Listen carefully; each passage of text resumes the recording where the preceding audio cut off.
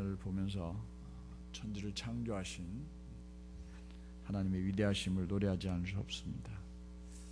여러분들도 마음으로 하나님 이 가을 주셔서 참 감사합니다 하고 이렇게 노래하고 찬양할 줄로 믿습니다. 옆에 분들과 함께 손잡으면서 아름다운 가을 행복하게 보내세요 이렇게 인사합니다. 행복하게 보내세요.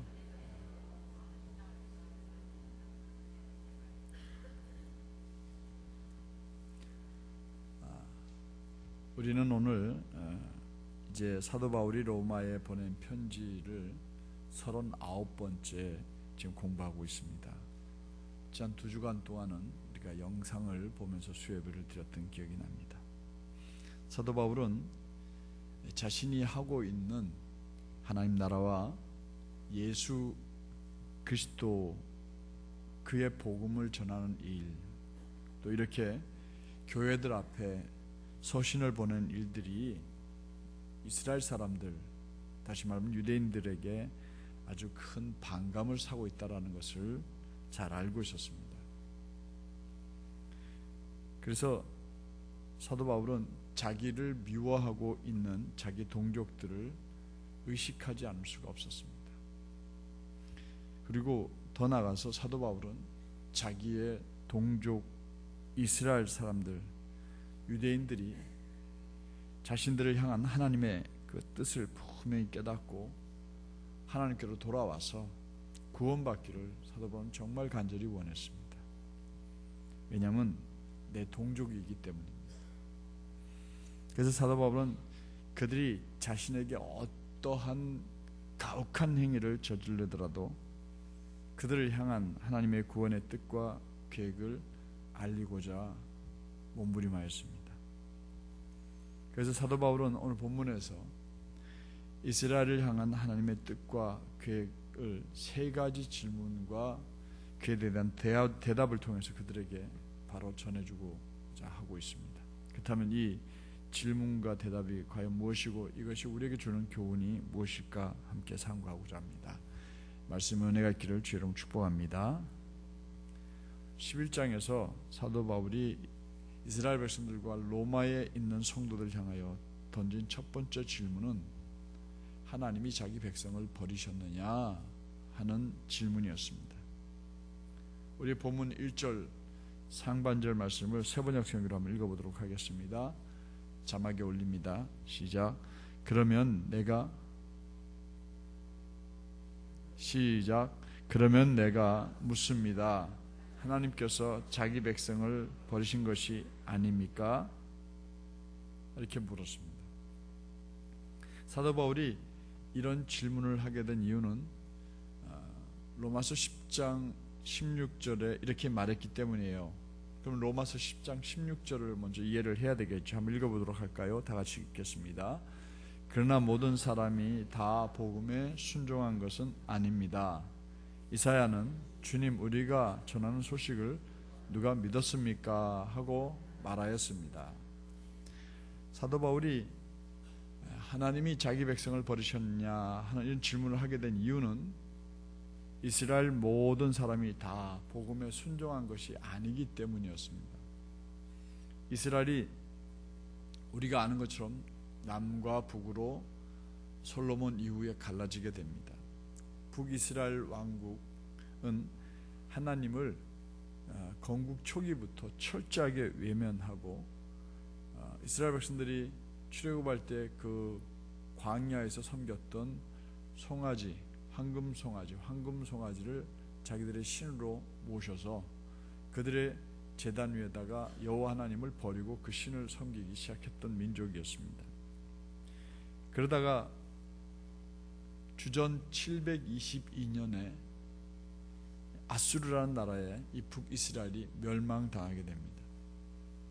그리고 이제 남유다는 그 후에 136년이 지난 다음에 주전 586년에 우리가 잘 아는 것처럼 바벨론에 의해서 멸망을 당하게 됩니다. 당시 북이스라엘과 남유다 백성들은 수많은 선지자들, 주의 종들이 전하는 멸망에 관한 곧 심판이 있을 거라고 멸망할 거라는 이 하나님의 경고의 말씀을 그들 역시 믿으려고 하지 않았습니다.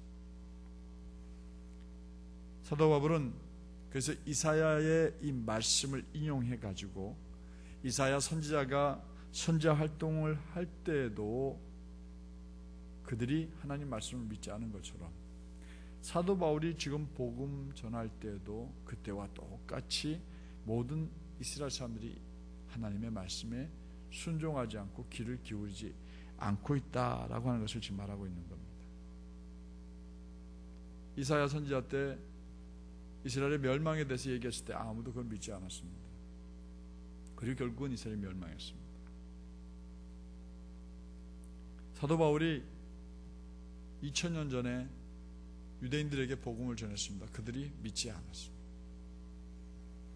그런데 이 예수님의 말씀을, 하나님의 말씀을, 복음을 받아들이지 않는 현상은 지금도 이 세대에 여전히 이어지고 있다는 겁니다.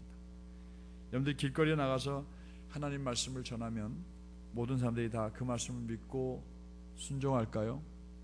아닙니다. 심지어 우리가 사랑하는 사람들에게 하나님의 말씀을 전해도 그들이 잘 받아들이지 않는 세대입니다. 그럼에도 불구하고 사도 바울은 목숨을 걸고 복음을 전하려고 했습니다. 왜냐하면 그 민족, 동족을 사랑했기 때문이죠. 오늘 우리도 VIP 초청 전도일이라고 이렇게 정해놓고 우리가 사랑하는 분들에게 계속 하나님의 말씀과 복음을 전해야 되는 이유는 우리가 그들을 진심으로 사랑하기 때문인 줄로 믿습니다. 그들의 영혼이 구원받아서 하나님 나라에서 영원한 생명을 누리기를 원하기 때문에 우리는 그들이 주님 나라, 주님에게로 돌아올 때까지 계속 복음을 전해야 하고 예수를 전해야 할 줄로 믿습니다. 삼천포에서 사역할 때 종종 병원에서 임종을 앞둔 그 분들의 자녀들이 제게 전화를 합니다. 목사님 번거로우시겠지만 지금 아버님 어머님 의식이 있을 때 좀 찾아와 주시겠느냐고. 그래서 부모님께서 세상을 떠나기 전에 그들에게 복음을 전하여서 그들이 예수님을 영접하게 해달라고, 그래서 그들이 하나님 나라에 들어가게 해달라고, 심지어는 세례를 베풀어 달라고 이렇게 부탁을 하는 분도 있었습니다. 그때마다 저는 다른 약속도 취소를 하고라도 달려갑니다. 왜냐하면 그때 놓치면 영혼을 놓치기 때문에 그렇죠. 그때 의식을 놓쳐버리면 그 영혼은 예수를 주님으로 고백하는 일을 잊어버리기 못하게 되기 때문이죠. 저는 다른 어떤 일보다도 그 일이 먼저 합니다. 연락을 받으면 진주까지 달려가서 찾아가서 임종을 앞둔 분에게 복음을 전하고 안수하고 또 영접 기도를 함께 드립니다. 그러면 곁에 서 있는 자녀들의 눈에 눈물이 줄줄 흐릅니다. 자녀들의 눈물은 이제 하마터면 지옥 가게 할 뻔했던 그분을 예수님이 영접하고 예수님을 받아들이고 세례받고 하늘나라에 가는 모습을 보게 되니까 하늘나라에 가서 이제 부모님을 만날 수 있다, 이런 위안 때문에 그런지 참 옆에서 많이 우는 모습을 보았습니다. 사도 바울의 마음도 똑같았습니다. 비록 그들이 자신을 미워하고 박해하는 동족들이지만 그들을 사도 바울은 여전히 사랑했습니다. 이 점을 우리가 본받아야 될 줄 믿습니다. 우리의 옛날 어른들 예수 믿는다고 얼마나 많이 핍박받았습니까? 시어른들에게 얼마나 구박당했습니까? 쫓겨나기도 하고 맞기도 했죠. 그러나 그들은 꿋꿋이 참으면서 결국 복음을 전했더니 그들이 예수님 앞으로 돌아온 분들이 얼마나 많습니까? 돌아오는 주일까지 남은 시간 우리는 주님께로 돌아와야 될 영혼들을 위하여서 철저히 하나님 앞에 중보기도 하고 남은 기간 동안 담대하게 복음 전하시고, 이번 주일을 바쁘다고 못 오신다고 하면 괜찮다고 다음 주에 오셔도 된다고 이렇게 해서 그 영혼들을 주님께로 꼭 인도하여서 구원받게 하는 우리 모두가 되기를 주의 이름으로 당부드립니다. 이렇게 사도 바울이 하나님이 자기 백성을 버리셨냐 이렇게 질문한 이 질문에 사도 바울이 스스로 대답을 합니다. 그런데 대답을 예 아니오라고 하기 전에 사도 바울은 자기의 정체성에 대해서 먼저 얘기를 합니다. 즉 자기 자신도 이스라엘 사람이다 이 말이에요. 그걸 밝히고 있어요. 본문 1절 후반부 부분을 세 번의 성으로 한번 읽어보도록 하겠습니다. 본문 1절 후반부 부분입니다. 시작. 나도 이스라엘 사람이요 아브라함의 후손이요 베냐민 지파에 속한 사람입니다. 사도 바울은 여기서 이렇게 간략하게 자기를 소개하지만 사도행전 22장에 가서는 자신에 대해서 더 구체적으로 자세하게 소개를 합니다. 사도행전 22장 3절 이하의 말씀을 보면 사도 바울이 어떤 사람인지 더 잘 알게 돼요. 한번 같이 읽어보도록 할까요? 다 같이 읽어보겠습니다. 시작. 나는 유대 사람입니다. 나는 길리기아의 다소에서 태어나서 이 도시 예루살렘에서 자랐고 가말리엘 선생의 문화에서 우리 조상의 율법의 엄격한 방식을 따라 교육을 받았습니다. 그래서 나는 오늘날 여러분 모두가 그러하신 것과 같이 하나님께 열성적인 사람이었습니다. 자세하게 자기를 소개하고 있죠. 그런데 이 사도행전 22장 3절 이하의 말씀보다 우리가 읽은 본문은 아주 내용이 간략하게 요약되어 있어요. 그래서 나는 이스라엘 사람, 나도 이스라엘 사람이다. 나도 아브라함의 씨다. 그리고 난 베냐민 지파에 속하였다 하고 이 얘기했어요. 결국 이 얘기는 뭡니까? 나도 이스라엘 사람이다. 나도 유대인이다. 이걸 강조하고 있는 겁니다. 그 다음에 왜 사도 바울이 이렇게 자신을 소개하고 있을까요? 질문을 던져놓고 자기를 소개를 먼저 할까요? 그 이유는 자신도 이스라엘 사람이기 때문에 자신이 이스라엘 사람들을 미워해야 될 이유가 전혀 없고 잘못된 길로 가기를 바라는 이유가 전혀 없다는 겁니다. 내가 알고 있는 이 믿음, 이것이 여러분들을 영원한 길로 인도하는 믿음이기 때문에 나는 목숨을 걸고 이걸 여러분들에게 알려야 되겠다, 이렇게 이야기하는 겁니다. 더 나아가 이스라엘 사람들이 나의 동족이기 때문에 그들이 하나님께 구원받기를 간절히 바랬던 겁니다. 실제로 로마서 10장 1절에 보면 이 내용을 편지로 써놓았어요. 한번 세 번의 선교를 로마서 10장 1절 읽어보도록 하겠습니다. 형제 자매 여러분, 내 마음에 간절한 소원과 내 동족을 위하여 하나님께 드리는 내 기도의 내용은 그들이 뭘 얻는 일이에요? 구원을 얻는 일입니다. 여러분들도 이런 마음으로 기도하고 있을 줄로 믿습니다. 사도 바울이 자신의 동족 이스라엘 사람들을 위하여 간절한 소원, 그리고 하나님께 중보하고 있는 기도 내용이 무엇이라고 그랬어요? 그들이 예수 그리스도를 메시아로 믿어서 구원 얻는 일을 그들이 바랬던 겁니다.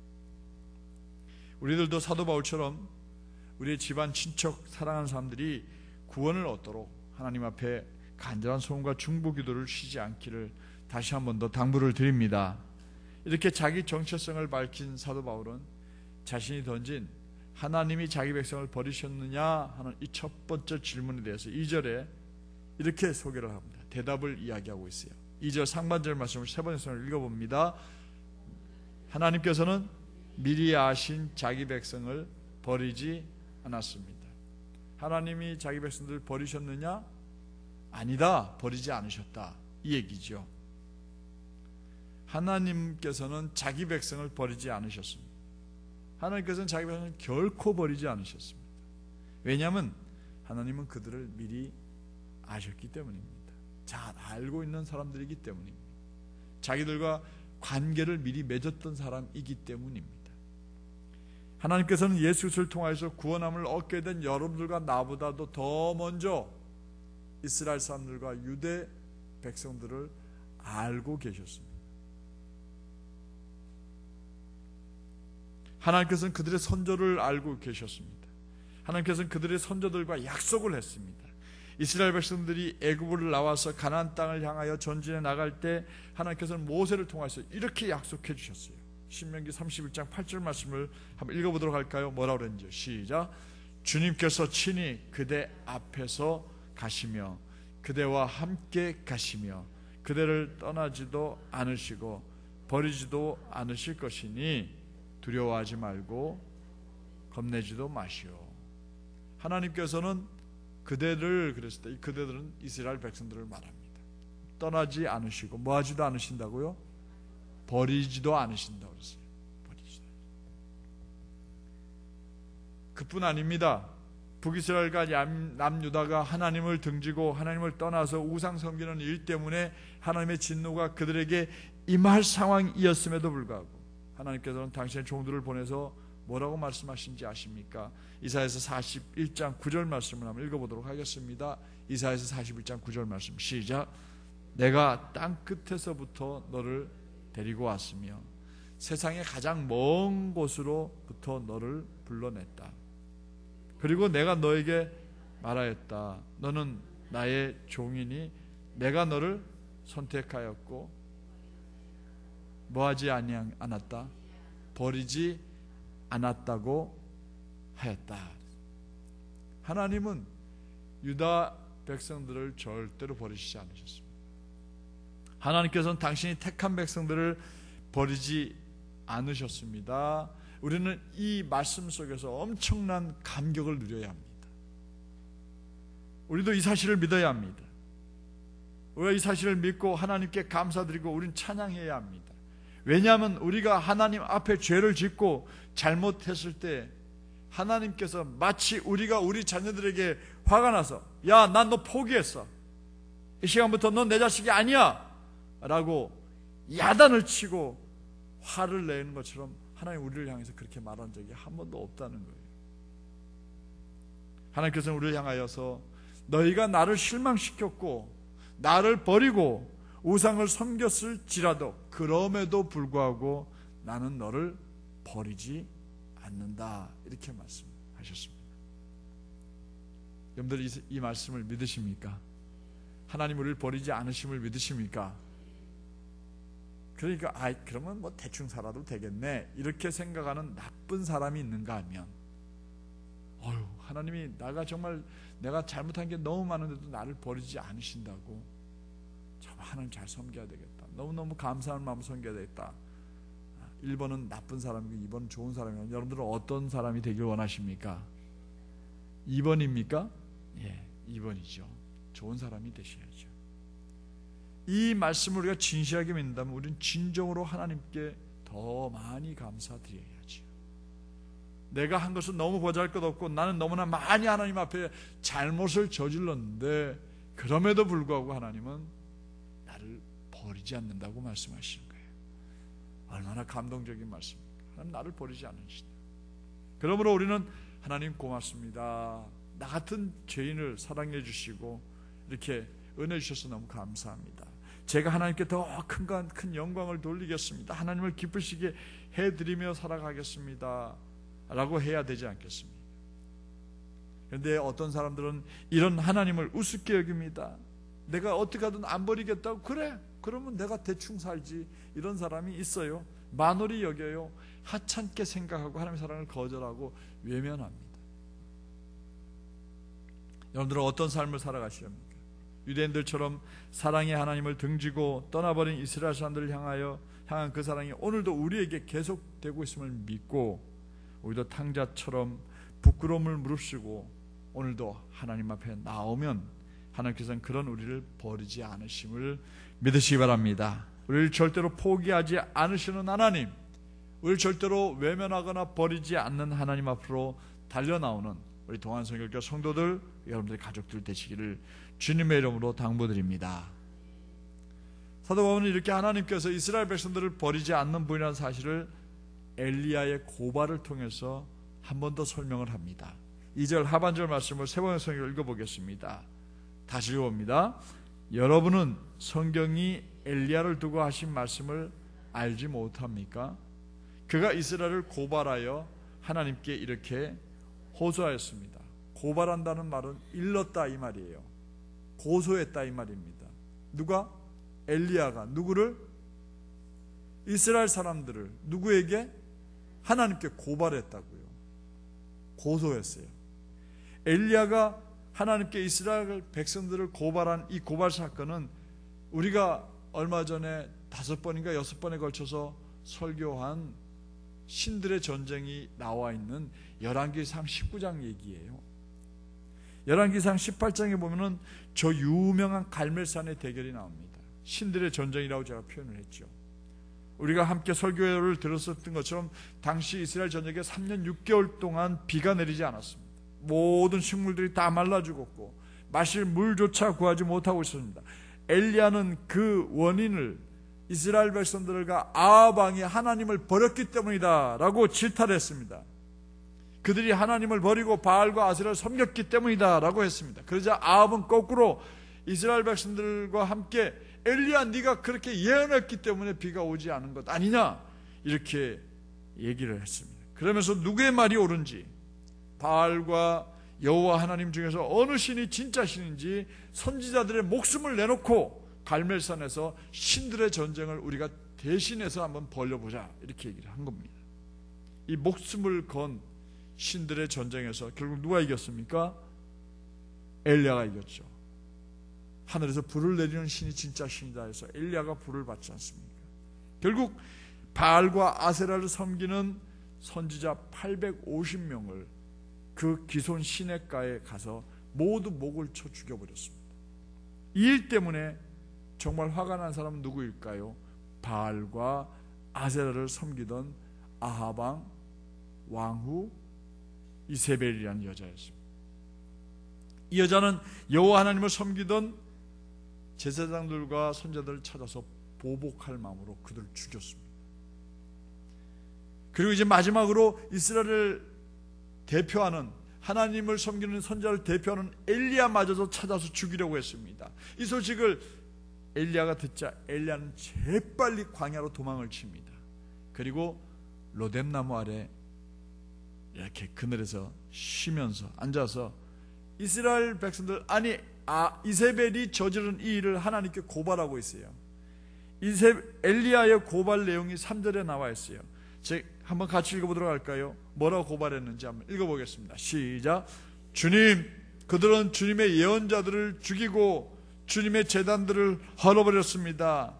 남은 것은 나 혼자밖에 없는데 그들은 내 목숨마저 찾고 있습니다 하고 지금 막 하나님께 고자질을 하고 있는 겁니다.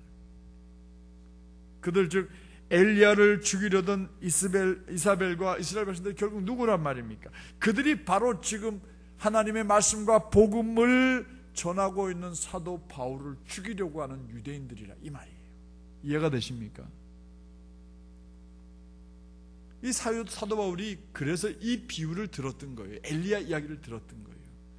그때 엘리야는 하나님의 종이고 하나님의 말씀을 전하는 선지자였는데 하나님을 이기게 했는데 오히려 그 죽으려고 했던 것 아니냐고, 지금 내가 그 입장이라고 이렇게 얘기했어요. 엘리야가 하나님께 이렇게 고발하자 하나님께서는 당연히 누구의 편이 되어 주셨을까요? 엘리야의 편이 되어 주셨어요.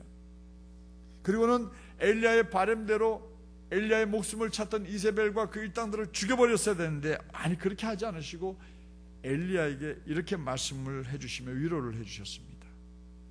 본문 4절 말씀을 한번 읽어볼까요? 세번역 성경으로 시작합니다. 다시 읽어봅니다. 시작. 그런데 하나님께서는 그에게 어떻게 대답하셨습니까? 내가 바알에게 무릎을 꿇지 않은 사람 7,000명을 내 앞에 남겨두었다 하셨습니다. 자기 혼자인 줄 알았어요. 엘리야는 자기 혼자만 살아있는 줄 알았어요. 그래서 하나님께 두려움과 외로움에 떨면서 이스라엘 저 사람들이, 이세벨이 지금 이런 일을 저지르고 있습니다 하고 고발을 했는데, 하나님께서는 바알에게 무릎 꿇지 않고 있는 사람 몇 명을, 7,000명이 남아있다는 것을 알려주셨습니다.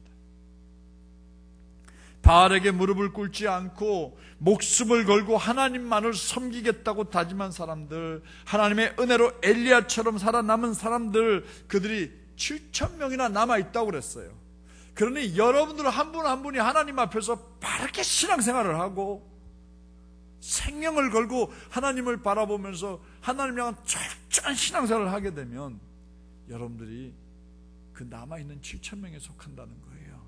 그리고 누군가가 이런 문제로 몸부림할 때 하나님 앞에 기도하면 그 동안교회에 가면 그 7,000명에 속한 몇 사람을 만날 수 있어요, 이렇게 말해 주실 거 아니겠습니까?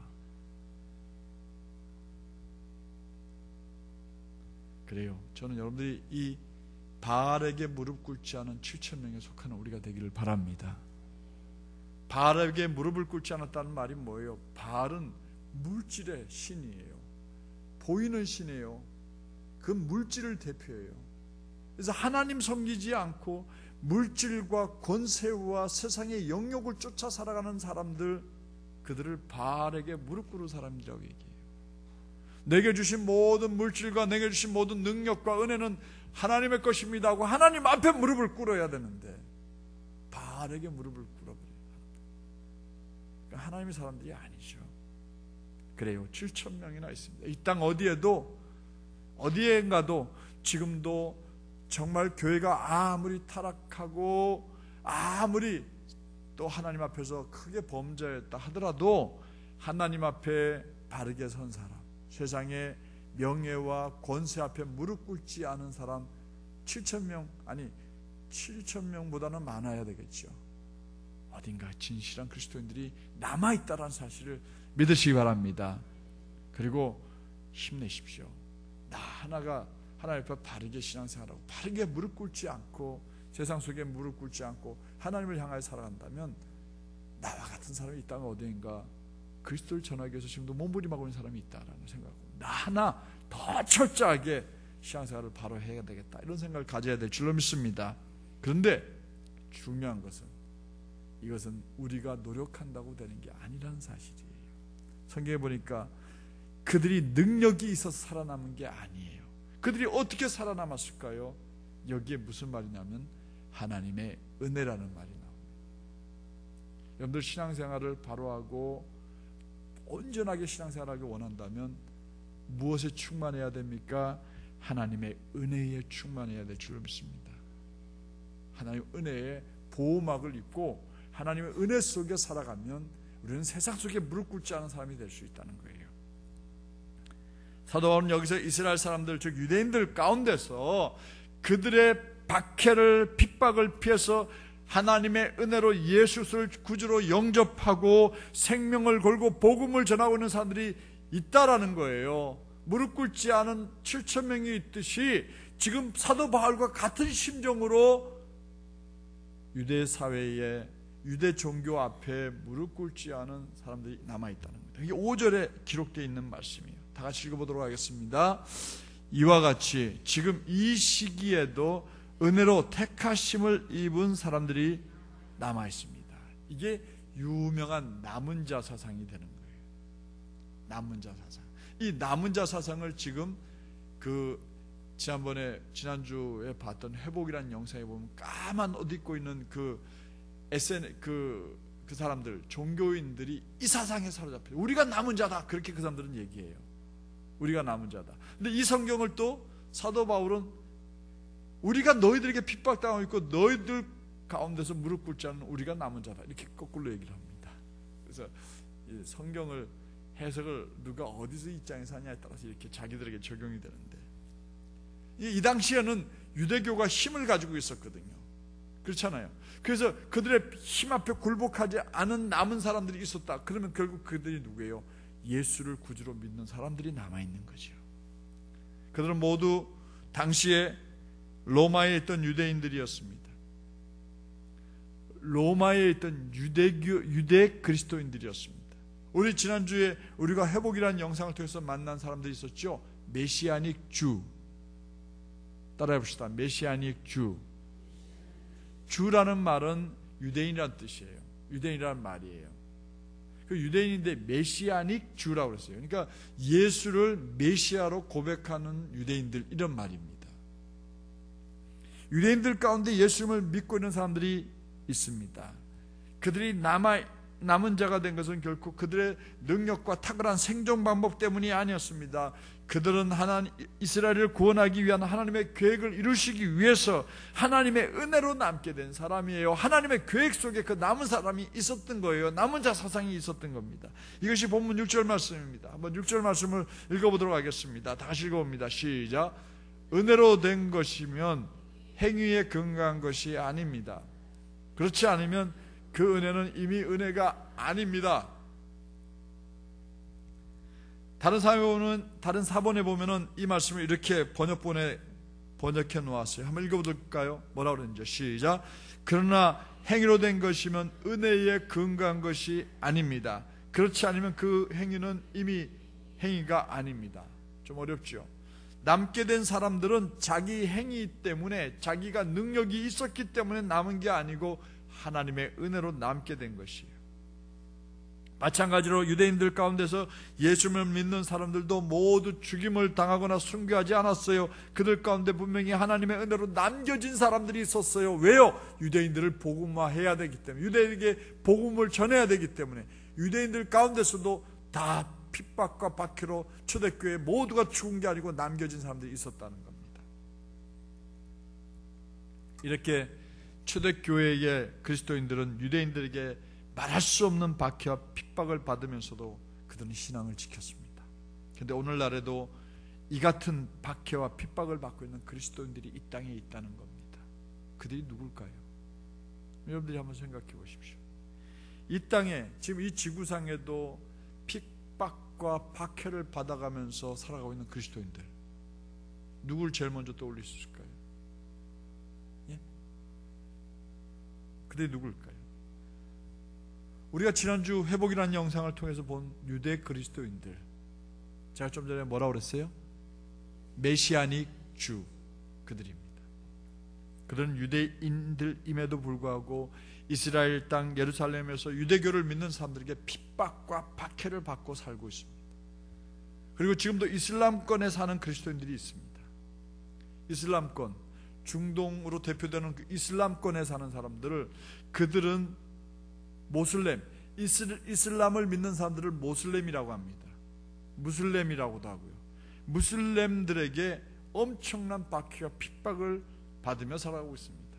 만약에 내 딸이 개종을 해서 기독교를 믿는다, 그러면 모든 집안 사람들을 불러다 모아놓고 명예살인을 저지릅니다. 아버지가 칼을 들고 머리를 잡고 그냥 목에다가 칼을 찔러버립니다. 명예로운 살인이에요. 절대로 죽였다고 뭐라고 안 그래요. 오히려 그 사람을 더 칭찬합니다. 대단하다. 이런 일이 지금도 자행되고 있다고요.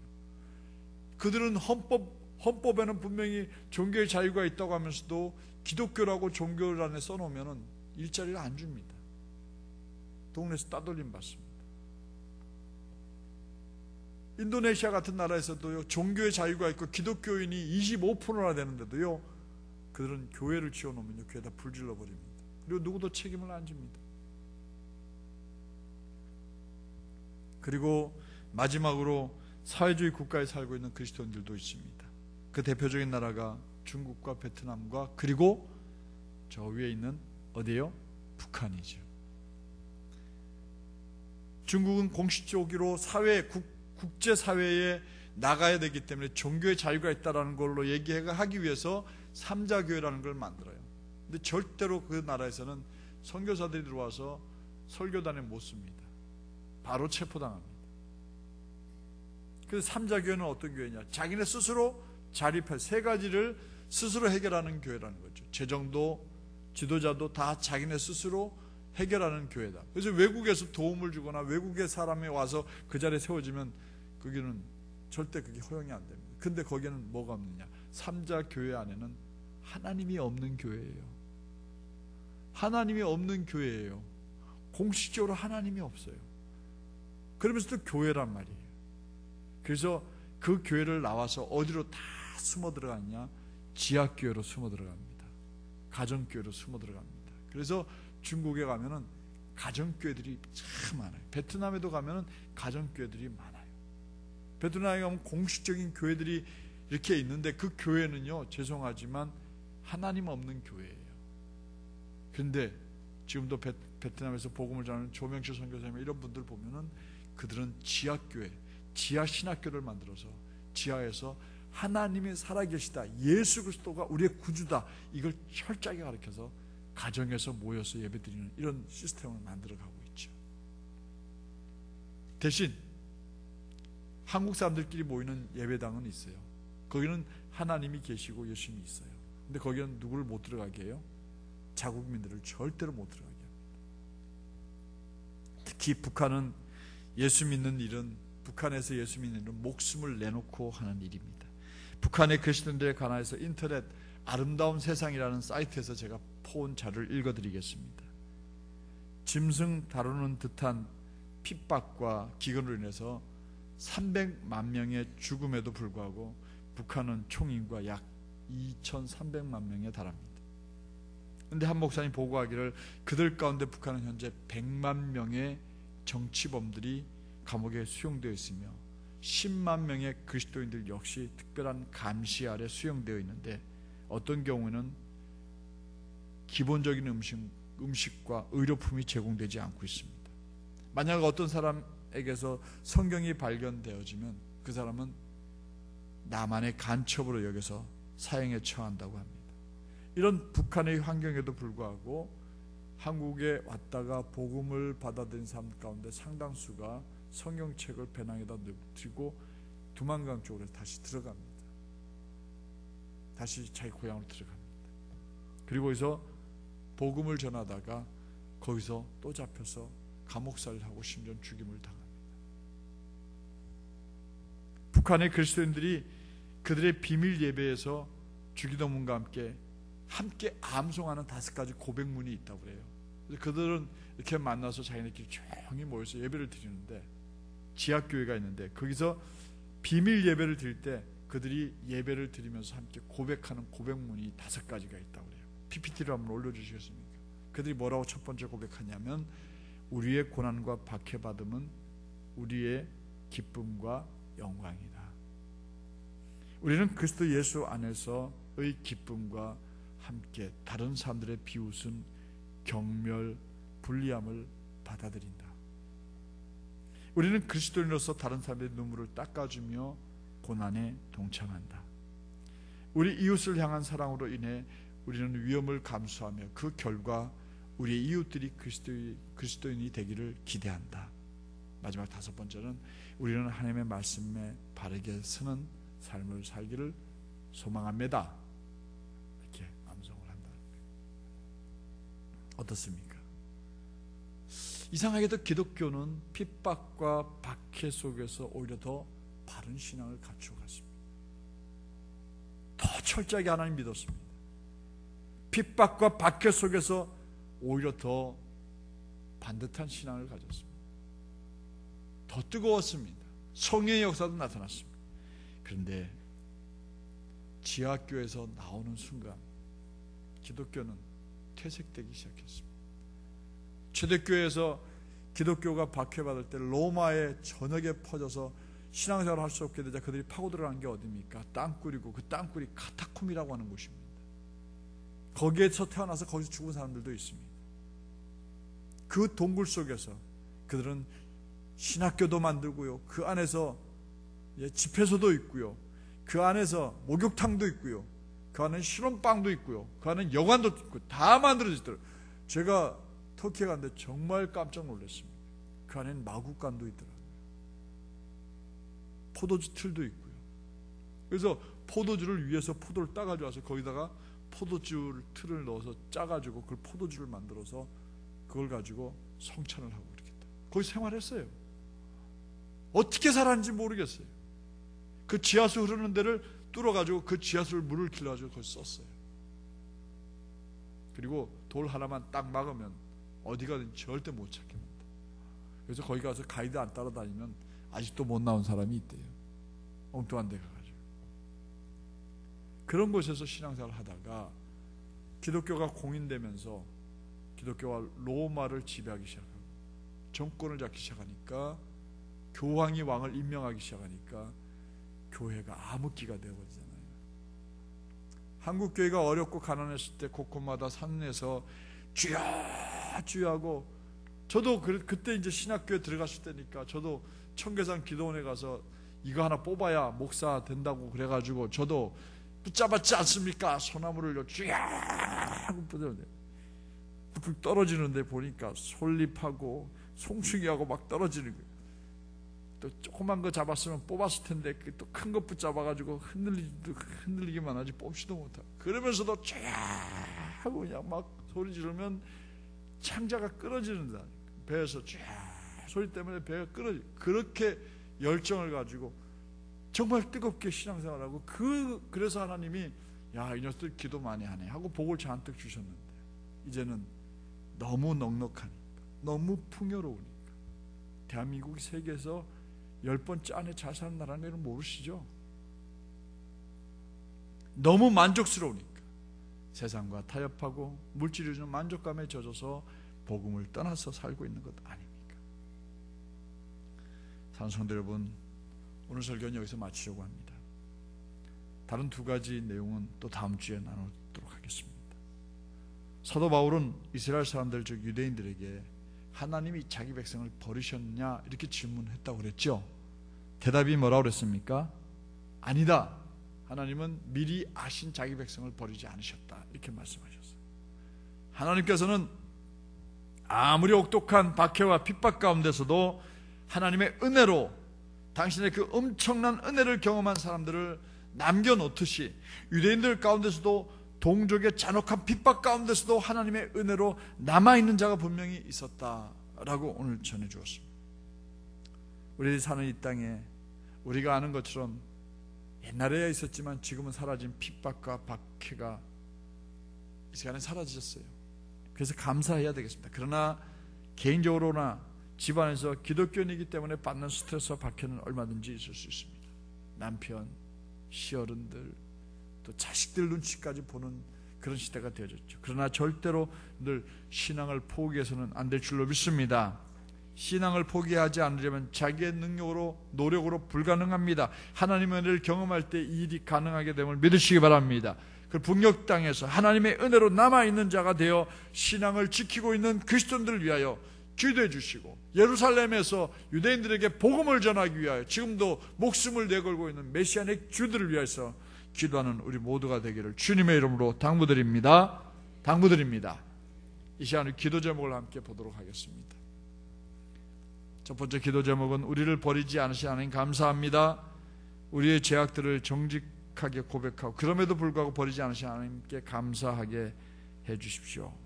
우리도 사도 바울처럼 사랑하는 사람들의 구원을 위해 함께 기도하길 원합니다. 그들 진정으로 사랑한다면 그들의 이름을 부르며 우리 기도할 때 구원해 주십시오라고. 지금도 이스라엘 땅에서, 이슬람권에서, 북녘 땅에서 하나님 은혜로 남은 자가 되어 신앙을 지키고 있는 분들이 끝까지 신앙을 잘 지킬 수 있도록 믿음의 승리를 하게 해달라고 우리 함께 주여 한번 간절히 부르고 오늘 말씀을 붙들고 또 말씀이 기도 제목이 생각이 안 나면 눈을 뜨시고 기도 제목 보면서 우리 함께 기도하도록 하겠습니다. 주여, 살아계신 하나님 감사합니다. 오늘 저희들이 이렇게 수요예배로 함께 모이게 하시고 하나님이 자기가 미리 아신 백성을 버리셨겠느냐? 그럴 리 없다 라고 사도 바울이 단호하게 이야기하며 유대인들을 버리지 아니하신 하나님, 유대인들을 포기하지 않으신 하나님에 대하여 오늘 우리가 말씀을 듣게 하시고 또 하나님 아버지 이렇게 은혜 받게 하심을 감사합니다. 우리를 버리지 않으신 하나님 감사합니다. 내가 너를 버리지 아니하리라, 내가 너를 버리지 아니하리라, 내가 너를 떠나지 아니하리라 말씀하셨기에 오늘 우리가 하나님 앞에 엎드려 이 시간 감사드립니다. 하나님, 우리의 잘못을 혹시라도 우리가 범한 잘못을 하나님 용서해 주시옵소서. 우리가 하나님 앞에 더 온전하게 살지 못했습니다. 유대인처럼 은혜를 받았음에도 불구하고 깨닫지 못하고 죄악 속에 살았던 일들이 많이 있었음을 고백드립니다. 이제 원하옵기는 저희들이 하나님 아버지여 하나님의 은혜를 떠올리고 하나님 앞에 감사하며 더 정직하고 바르고 진실한 신앙생활을 해나가는 저희들 되게 하여 주시옵소서. 하나님, 우리들도 사도 바울처럼 동족들에게, 내 집안 혈육들에게 하나님 그들의 이름을 불러가며 구원을 위해 기도하는 저희들 되게 하여 주시옵소서. 우리가 정말 그들을 진정으로 사랑한다면 그들의 이름을 불러가며 기도할 때 하나님이 역사하여 주셨기를 원합니다. 지금도 이스라엘 땅에서, 지금도 이슬람권에서, 지금도 북녘 땅에서, 지금도 중국에서, 지금도 하나님 베트남에서 하나님의 은혜로 남은 자가 되어 하나님 신앙을 지키고 신앙을 전하고자 몸부림하고 있는 하나님 선교사님들, 또 하나님 아버지 당신의 백성들을 불쌍히 여겨 주시옵소서. 그들이 끝까지 신앙을 잘 지키고 또 믿음으로 승리하는 저희들 되게 해주시되 자기들의 힘으로 할 수 없사오니 하나님 늘 은혜를 덧입혀 주셔서 신앙의 승리를 허락하여 주옵소서. 예수님 이름으로 기도드립니다. 아멘. 하나님 감사합니다. 수요예배로 함께 모이게 하시고 하나님 말씀을 함께 나눠 듣게 하심을 감사합니다. 하나님께서 자기가 택한 백성을 버리셨겠느냐? 그럴 리 없다. 하나님 미리 아신 그들 유대인들을 절대로 버리지 않는다라고 사도 바울이 철저한 이 사상에 매달려 하나님 사랑하는 자기 동족들에게 복음을 전하고자 몸부림했던 것을 오늘 말씀을 통해 배웠습니다. 오늘 또한 우리가 사랑하는 우리 혈육들에게 사도 바울과 같은 심정이 되어 복음 전하게 하여 주옵소서. 한두 번 하다가 우리 스스로 포기하는 일이 없게 해주시고 하나님 그들을 위하여 사도 바울처럼 정말 모든 걸 내려놓고 심지어 우리의 자존심까지도 내려놓고라도 복음 전하고자 애쓰는 저희들 되게 하여 주옵소서. 이 시간에도 하나님 메시아닉 주가 되어 예루살렘을 바라보며 그곳에 복음을 전하고자 애쓰는 그들을 기억하여 주옵소서. 이슬람권에서 예수 믿는다는 이유로 버림당하고 있는 예수 믿는 이들을 기억하여 주옵소서. 하나님 선교사님들을 기억하여 주세요. 특별히 복음 들고 지하교회를 운영하고 있는 하나님 아버지 중국과 북한의 모든 지하교회 우리 사랑하는 성도들을 기억하여 주시옵소서. 힘주시고 용기 주시고 낙심하지 않게 붙들어 주옵소서. 예수님의 이름으로 기도드립니다. 아멘. 찬송가 370자 함께 부르면서